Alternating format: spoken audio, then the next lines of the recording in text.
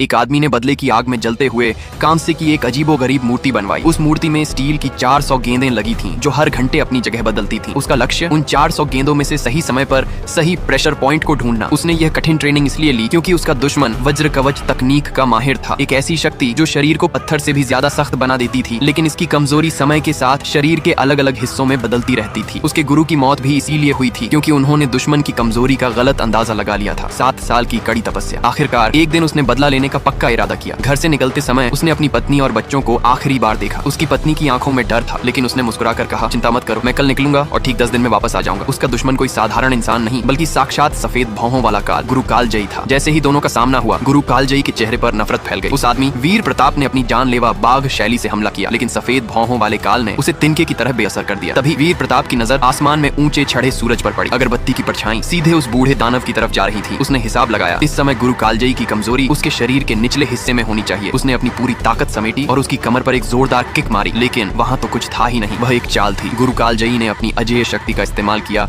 और बिजली की फुर्ती से एक घातक वार किया, और इसी के साथ नायक वीर प्रताप की सांसें हमेशा के लिए थम गई। 30 दिन बीत गए। बेटा परेशान था कि पिता अब तक वापस क्यों नहीं आए। सिर्फ उसकी माँ जानती थी कि वह कभी नहीं लौटेंगे। वह कालजयी के शातिर तरीकों और अपने पति की तकनीक की कमियों को अच्छी तरह जानती थी, इसीलिए उसने अपने बेटे को एक नया हुनर सिखाना शुरू किया। अपने पिता की बाघ शैली और अपनी सारस शैली का एक अनोखा मेल। किस्मत का खेल देखिए, जब बेटे ने पिता की बाघ शैली की किताब खोली तो उसे चूहों ने कुतर दिया था। माँ को दुखी न करने के लिए उसने ये बात छिपाई और खुद ही उन खाली जगहों को अपनी सारस तकनीक से भरना शुरू किया। 3 साल बाद बदले की राह पर निकला वह लड़का अब जवान हो चुका था। जब सफेद भौहों वाले काल से उसका सामना हुआ तो उसकी लड़ने की अनोखी शैली देखकर बूढ़ा भी चकरा गया। जैसे ही गुरु कालजयी ने अपनी पुरानी चाल चलते हुए लड़के का पैर जकड़ना चाहा, लड़का हवा में पलटा और सीधे बूढ़े के कंधे पर जा बैठा। उसने अपने पैरों से उसकी गर्दन को कंठ फांस में कस लिया। ये वही तकनीक थी जिसे वह बचपन में खेल खेल में अपने पिता के साथ आजमाता था। गुरु कालजयी गुस्से से पागल हो उठा, लेकिन उसे मौका ही नहीं मिला। लड़के ने पूरी ताकत से उसके सिर के सबसे संवेदनशील और प्राणघातक हिस्से शिखर बिंदु पर मुक्का जड़ दिया। एक खौफनाक चीख गूंजी। गुरु कालजयी का पैर फिसला, वह सीढ़ियों से नीचे गिरा और उसका अंत हो गया।